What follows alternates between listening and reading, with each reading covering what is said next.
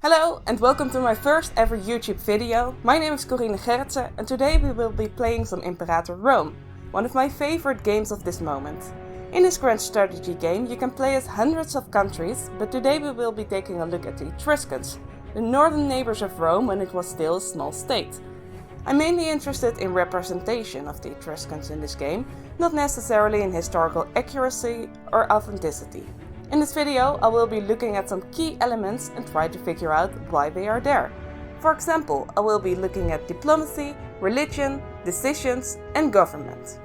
Now I haven't been playing with the Etruscans a lot, so don't expect a perfect playthrough, but it will still get my point across.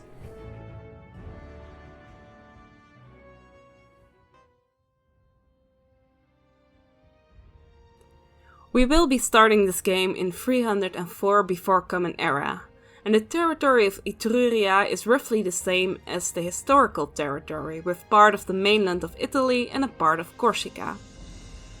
Now let's take a look at our heritage. We have an Etruscan heritage with a monthly civilization change of plus 0.02%, military provincial investment cost of plus 5%, and a found city cost modifier of minus 25%, which is quite a big bonus. And it tells us, as one of the oldest peoples on the Italian peninsula, the Etruscans have a long and proud heritage of state and city building. Now let's try to figure out why the Etruscans are being portrayed as city builders in this game. And for that we need to take a look at some historiography. Now you may be familiar with the famous Etruscan 12 City League. This idea derived from sources, for example Livy, who wrote that the Etruscan 12 cities were in hostile foot with the Romans. In the sources, the cities of the Etruscans are quite often named.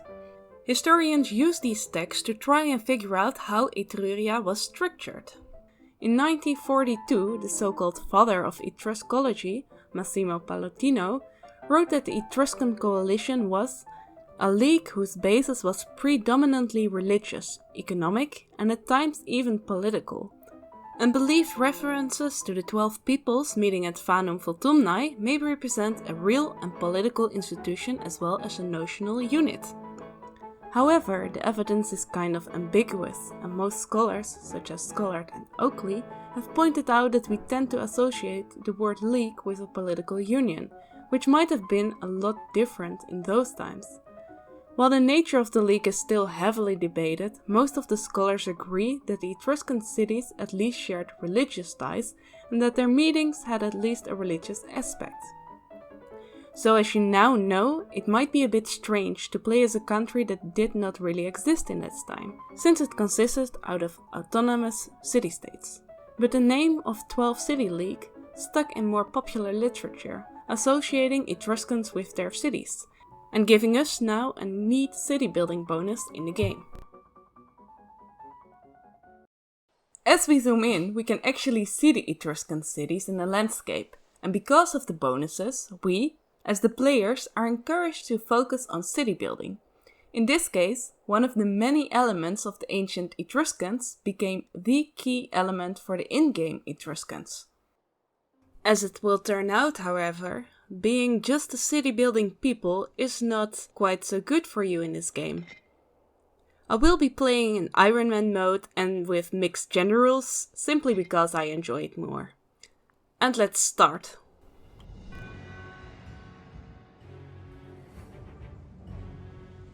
First let's take a look at some of the elements the Romans and the Etruscans share in this game. When we head over to the government overview and select offices, we can see a censor, praetor, tribunus militum. In short, these are all the same as the Romans. Secondly, we are, just as the Romans, a member of the Italic culture group. The same goes for the Hellenic deities. Other elements such as decisions and military traditions are also the same, and this many similarities are of course to be expected from such close neighbors. There are, however, plenty of differences as well. When paying attention to the ID slots, we can see that the first ID slot is civic and the other two are oratory.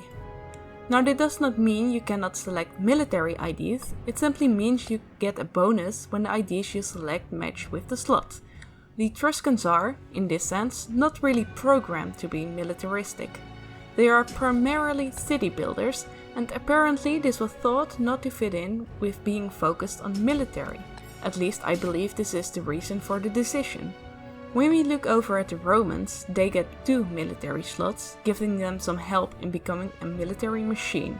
Our other big neighbors, the Carthaginians, also get 2 military slots. Actually, every country around us get at least 1 military slot, while we get none at all. This brings us in an especially precarious situation since our soon-to-be grand neighbor Rome has a bellicose stance. This means they are more likely to attack and expand their territory in an aggressive way.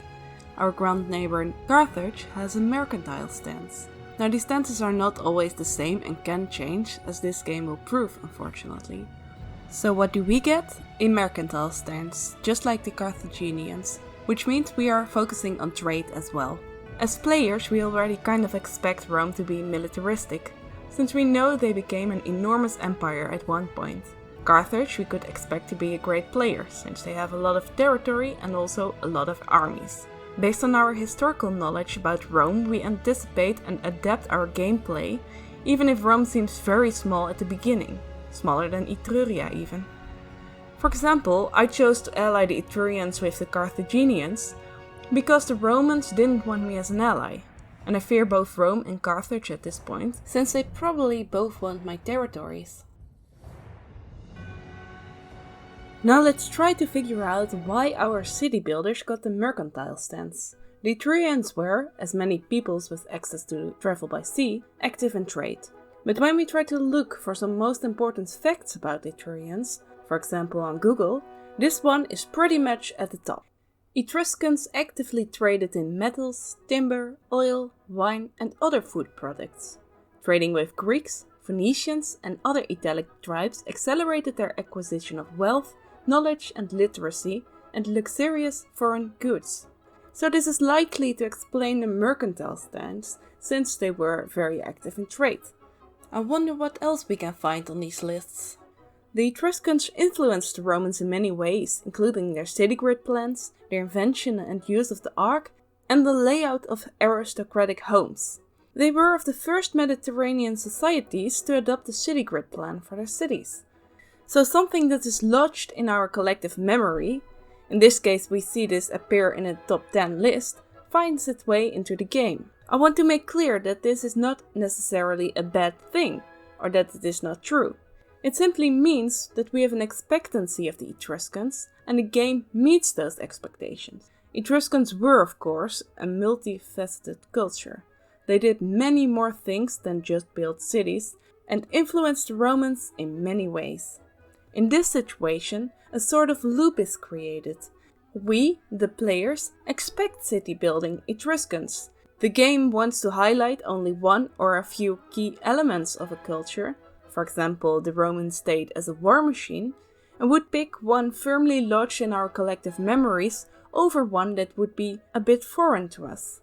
For example, you could make a case of the Etruscans as death venerators, since almost all of their art is funerary.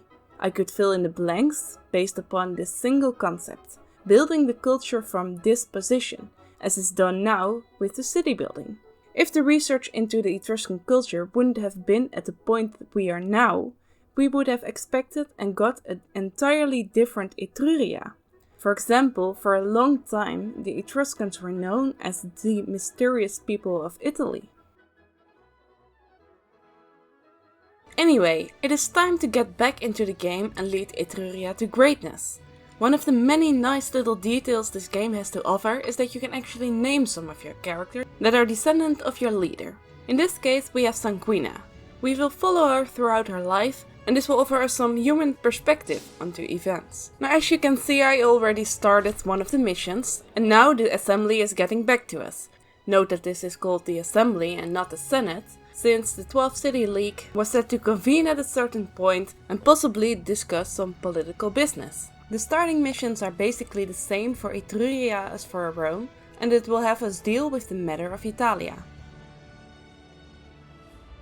Well, I'm afraid that was all for today, since this video is getting quite long already.